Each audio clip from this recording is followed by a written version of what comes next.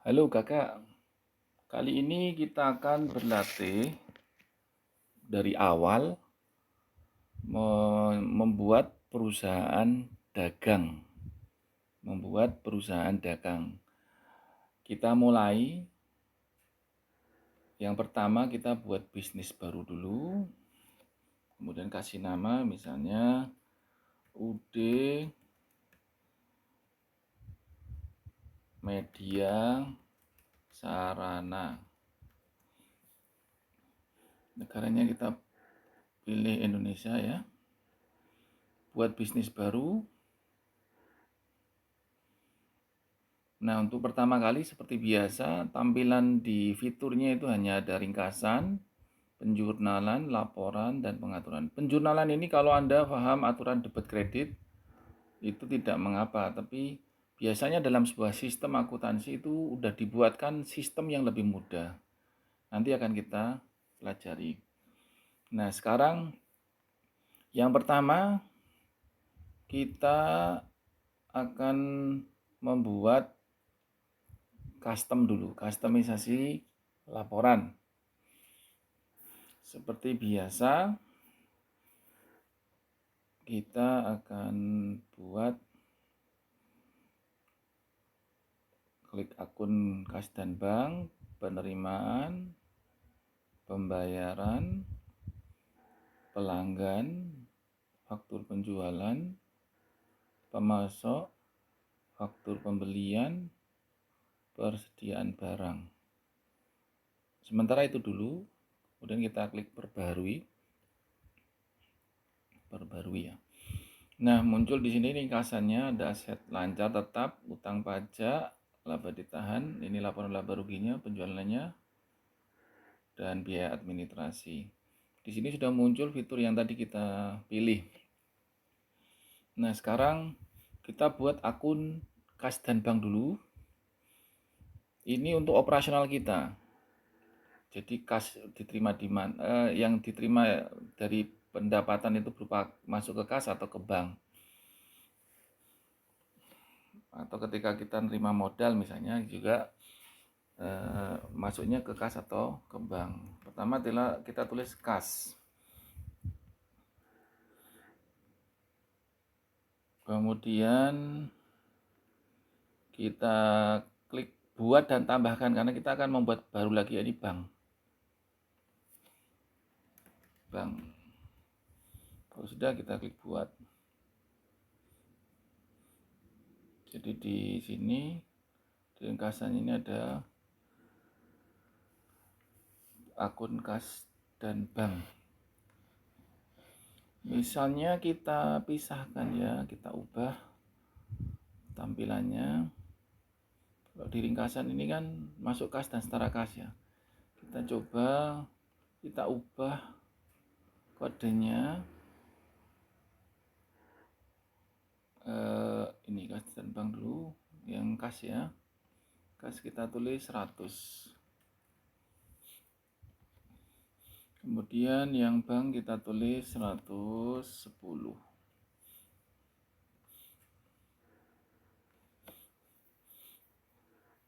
Kemudian misalnya kita mau kasihkan saldo awal. Jadi perusahaan itu sudah punya saldo awal, sudah ada uang di bank dan kas.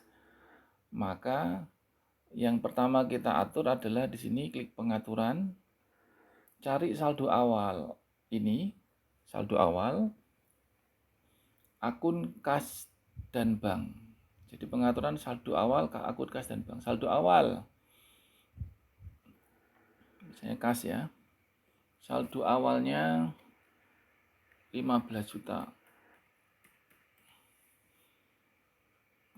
Udah, buat dan tambahkan baru karena kita mau ngisi yang bank. Bank berapa? Misalnya 25 juta. Buat. Maka ini sudah terbentuk 15 dan 25, totalnya 40 juta. Sekarang kita lihat di lingkasan. Kas dan banknya 40 masuk ke laba ditahan. Masuk ke modal ya, ekuitas. Ini untuk saldo awal, kas, dan bank. Nah, sekarang kita lihat di sini belum ada piutang, belum ada utang, belum ada persediaan. Kapan piutang muncul? Itu ketika kita nanti input pelanggan. Nama pelanggan itu kita input satu saja nanti udah muncul piutang. Kapan kita muncul persediaan? Ketika kita input persediaan barang. Satu saja nanti sudah muncul persediaan barang. Kapan kita munculkan utang ke pemasok? Ketika data pemasok satu saja kita buat.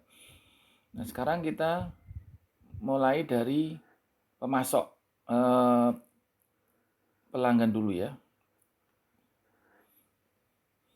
Atau sebentar, kita mulai dari persediaan barang dulu karena ini kan perusahaan barang dagang ya. Belum ada barangnya. Belum ada barangnya. Biasanya kalau dia itu perusahaan yang sudah berjalan, biasanya sudah ada stok. Biasanya sudah ada stok. Jadi kalau dia nginput satu persatu dia harus tulis seperti ini. Kode barangnya berapa, nama barangnya apa, satuannya apa. Ini biasanya ditulis satu persatu. Nah, kalau barangnya cuma 10, mungkin bisa kita tulis satu persatu di sini.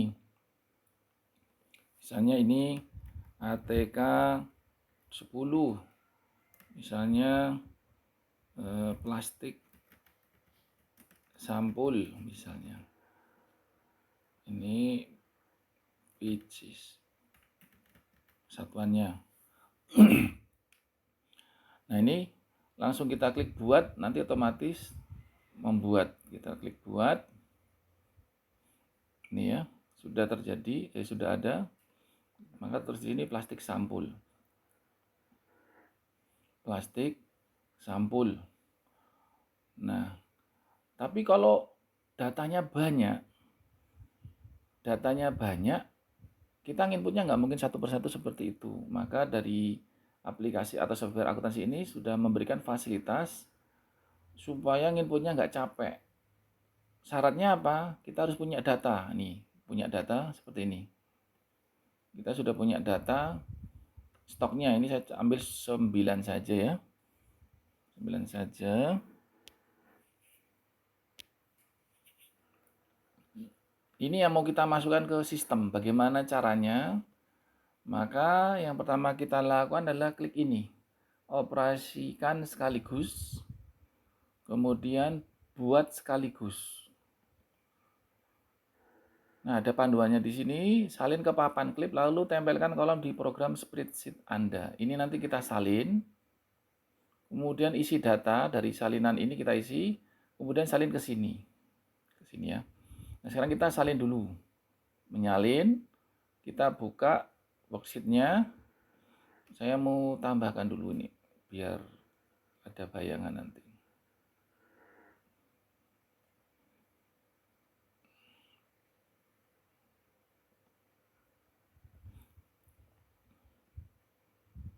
Nah, ini kita copy tadi yang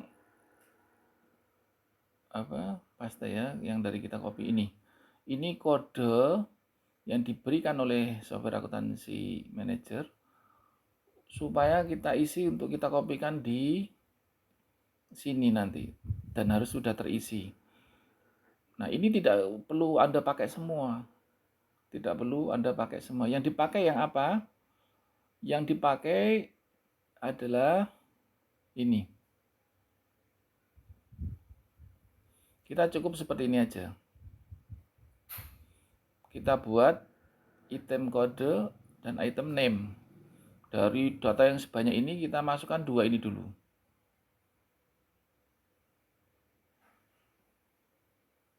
Ini kita masukkan. Caranya bagaimana? Jadi Anda buat ini, Anda copy, Anda masukkan, Anda pilih cuma 2 ini. Terus Anda copy. Kalau sudah disalin, Anda copy, masuk ke manager, copy di sini, paste ya maksud saya. Nah, seperti ini. Kemudian Anda klik berikutnya. Nah, otomatis dia akan menata seperti ini. Kalau sudah, ini berarti benar ya terisi datanya, klik sekaligus, buat sekaligus. Nah, sudah muncul di sini persediaan di tangan ya. Tadi saya lupa memperlihatkan. Sekarang lihat di persediaan barang. Nih, sudah ada. Sudah ada. Nah, sekarang misalnya tadi kan saya bilang di perusahaan sudah ada datanya ini.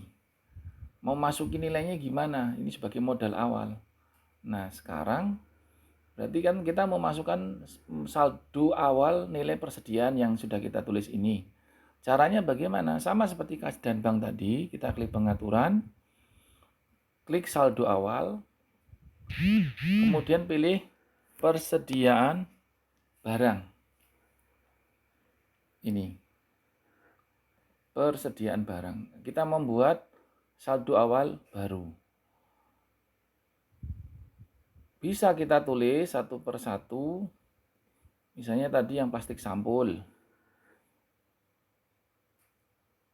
Kuantitas yang dimiliki, misalnya ini ya, kuantitas yang tersedia 3, biaya rata-ratanya misalnya 15.000. Nah, kalau sudah klik buat, nih sudah ada kuantitasnya ya. Kemudian kita lihat di sini sudah ada 45, nilainya 45. Ringkasannya di sini ada 45.000. Dia menambah ke ekuitas laba ditahan. Jadi sudah ada nambah 45.000. Ini kalau kita menambahkannya satu persatu. Nah, kalau datanya 500 unit kan pusing kita. Caranya bagaimana supaya ngisi ini satu persatu? Caranya kita sama seperti tadi membuat akun ini ya, data barang. Kita klik di persediaan, terus data di sini, persediaan barang, kita klik pengaturan, klik pengaturan ya, sudah, saldo awal, persediaan barang. Nah, ini kita mau input. Kita klik operasikan sekaligus. Buat sekaligus. Ingat ya, ini di pengaturan saldo awal persediaan barang, kita buat klik operasikan sekaligus, buat sekaligus. Sama tadi. Ini kita copy dulu. Kemudian kita salin. Misalnya ini yang kedua ya, kita salin. Datanya seperti ini. Datanya seperti ini. Apakah harus dipakai semua? Tidak harus. Saya sudah membuat contohnya di sini, saldo awal barang. Yang kita butuhkan hanya inventory item, quantity on hand lines, and quantity on hand, dan average cost. Ini saja. 3 ini saja. Jadi ini menjelaskan tipe kode barangnya Anda, jumlah yang ada di stok, dan nilai kulaannya atau harga belinya. Kalau di sini tertulis average, Anda bisa juga harga yang paling terakhir, terserah Anda. Ini pokoknya harga belian barang yang Anda punya. Caranya kalau sudah, ini kan datanya dari sini ya. Tadi ini kan sudah kita input. Terus sekarang pakai ini, jumlah awal dan harga beli. Kode, jumlah awal dan harga beli, ini untuk yang input saldo awal barang. Kalau sudah, Anda copy. Setelah dibuat ya, Anda copy. Kembali ke software, kita klik paste. Ini sudah kita tulis, kemudian klik berikutnya. Nah, kalau sudah seperti ini benar ya, datanya sudah benar, tidak ada yang error. Kita klik buat sekaligus. Nah, kalau sudah, kita klik cek persediaan barang. Nah, sudah ada harganya dan sudah ada total biayanya. Totalnya 480.000. Kita cek di ringkasan 480.000. Kalau kita klik kembali ke sini, 480.000. Ini kalau input tadi persediaan ya. Nah, sekarang kita pindah ke pelanggan. Pelanggan ini belum ada. Cara buat pelanggan di video kedua kita sudah ajarkan. Sekarang bagaimana kalau kita buat pelanggan baru? Buat pelanggan baru yang banyak. Ya kita pakai operasikan sekaligus ini, buat sekaligus sama klik gini ya. Nah, ini kita kembali ke data sini ya. Kita sudah punya data ini ya. Ini yang kita mau masukkan. Data lama ini, nama, kode, alamat, dan punya piutang. Pelanggan kita ini punya piutang ke kita. Pelanggan ini punya piutang ke kita. Ini kita mau masukkan.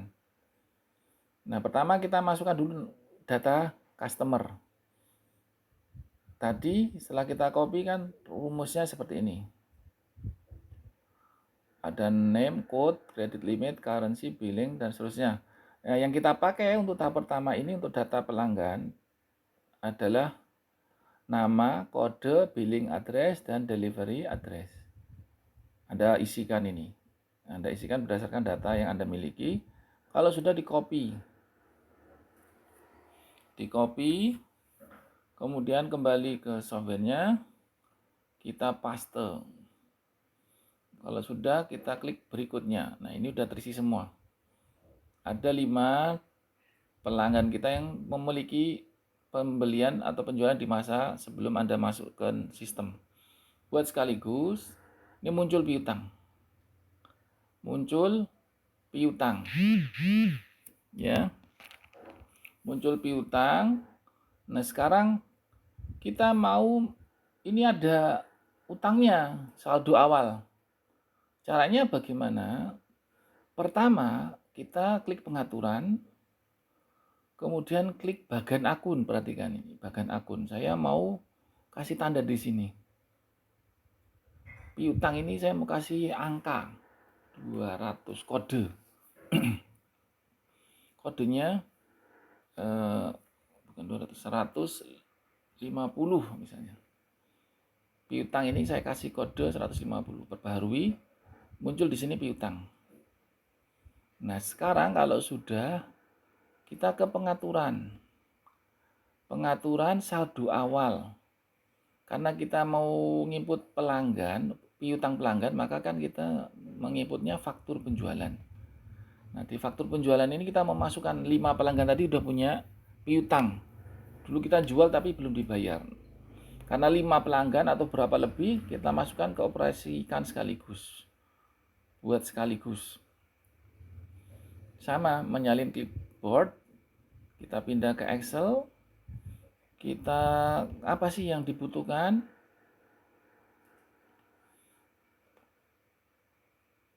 Oh, maaf, ini bukan ini ya, bukan ini. Kalau pelanggan, saya salah. Kita menginputnya bukan di sini, tapi di faktur penjualan. Biar detail, karena saya coba di setting itu nggak bisa detail. Di faktur penjualan, operasikan sekaligus, menyalin clipboard,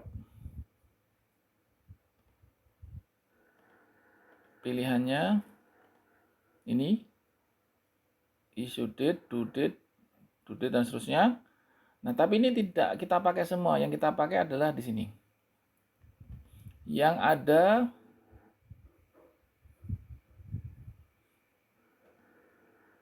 ini tadi sudah saldo awal piutang. Jadi yang kita pakai cuman customer, sales invoice, line 1 account, line 1 quantity, line 1 sales unit price, currency amount. Jadi yang kita butuhkan ini. Dari pilihan yang banyak tadi, ini yang kita ambil yang ini 4, 5 ya. 1, 2, 3, 6. Kalau sudah Anda isi sesuai data. Data yang pelanggan ini yang pertama ya, ada utangnya ini ya. Anda isi. Nah, Anda perhatikan sales invoice ini Anda input asal saja. Yang penting ada angkanya. Kalau ini kan sudah Anda buat di awal, data pelanggan ini ya. Yang ini adalah nomor kode pelanggan. Ini Anda input asal tapi beda-beda angkanya ya. A1, A2, A3, A4, A5. Kemudian line 1 account ini Anda tulis yang piutang. Piutang tadi kita beri kode 150. Ini kita kopikan. 150. Piutang tadi kan kita buat kodenya 150. Line quantity-nya Anda tulis satu semua. Kemudian line sales unit price-nya Anda input sesuai dengan data ini. Piutang. Kemudian otomatis ini adalah perkalian dari 1 kali 1000. Kemudian perhatikan di sini jangan sampai ada titik koma ya. Biarkan seperti ini standarnya general. Kalau sudah Anda copy, kemudian Anda pastekan di sini. Kemudian Anda klik berikutnya. Nah, ini sudah terisi. Kalau sudah terisi, Anda klik buat sekaligus. Anda buat sekaligus. Nah, sudah muncul piutangnya. Di ringkasan Anda sudah muncul piutangnya nih. Satu persatu. Nih.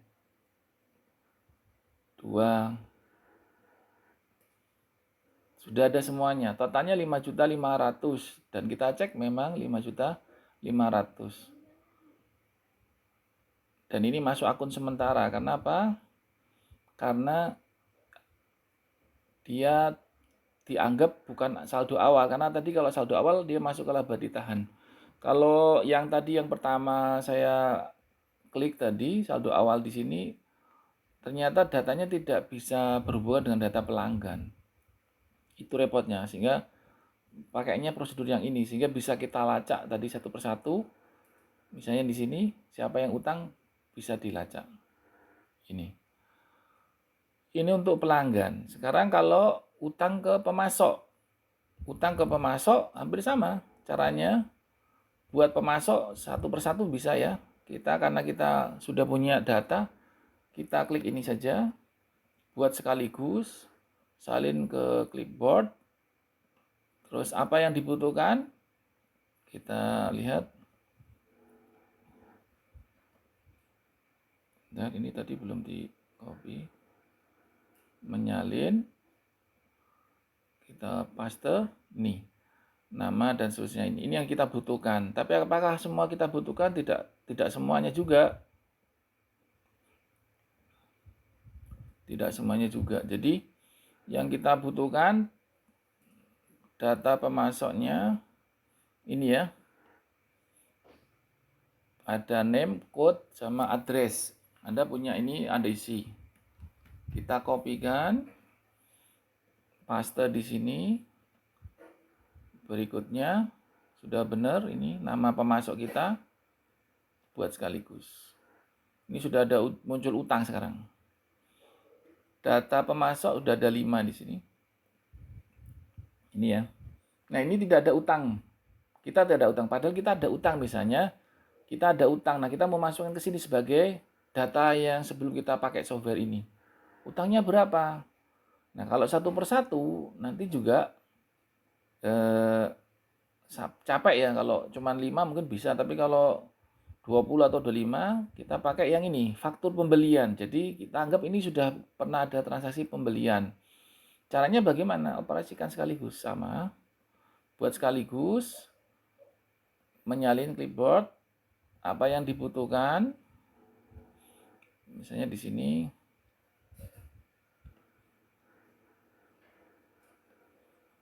Wow, ini banyak. Tapi apakah semuanya kita pakai? Tidak.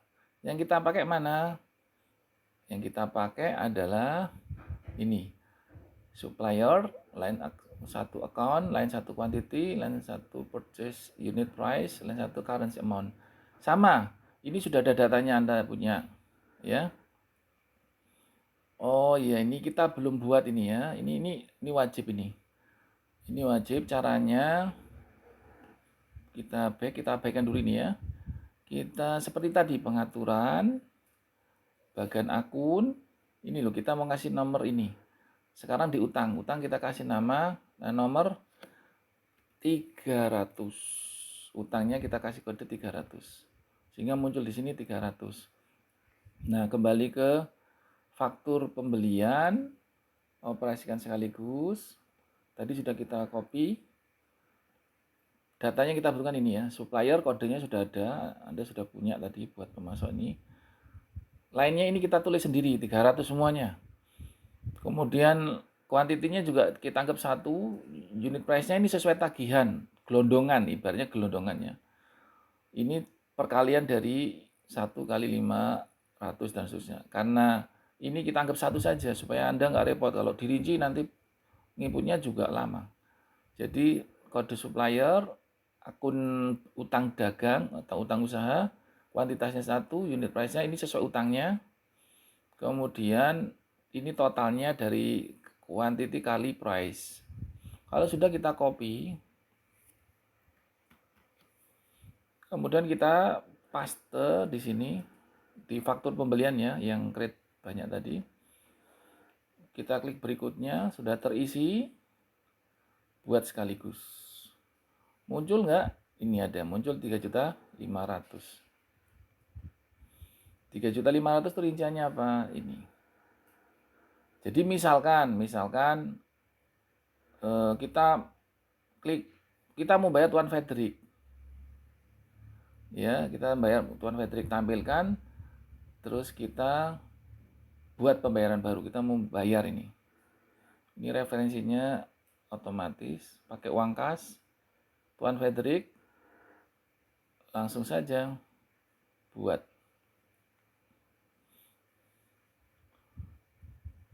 Sudah 900. Sekarang kita lihat di akun kas dan bank. Ringkasan ya. Maka utangnya sudah berkurang. Utangnya Tuan Frederick sudah 0. Yang lainnya belum, masih. Kalau di ringkasan nanti kasnya berkurang. Kas ini kita lihat tadinya 500, sekarang keluar 900. Jadi 14.100. Jadi enak, kita ngelacaknya enak. Terakhir kita nyoba penerimaan ya dari faktur penjualan ini. Ini kan sudah ada tempo, kita tagih yang atas nama Tuan Jayadut, kita klik. Tampilkan, buat penerimaan baru, Tuan Jayadut bayar. Masuk ke mana? Masuk ke bank misalnya, transfer.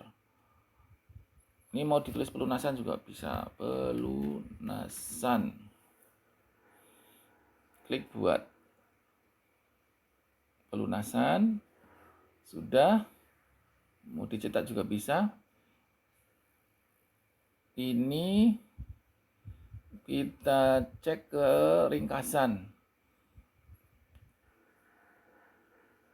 Nih, banknya sudah bertambah, tadinya 25 tambah 1.500.000.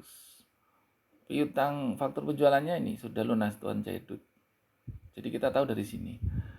Ini kalau kita mulai dari awal sampai akhir, Anda tinggal menyempurnakannya atau menyelesaikan transaksi-transaksi berikutnya. Jika ada pertanyaan atau kendala bisa chatting kami ataupun nulis di YouTube. Kami persilakan. Semoga bermanfaat. Terima kasih.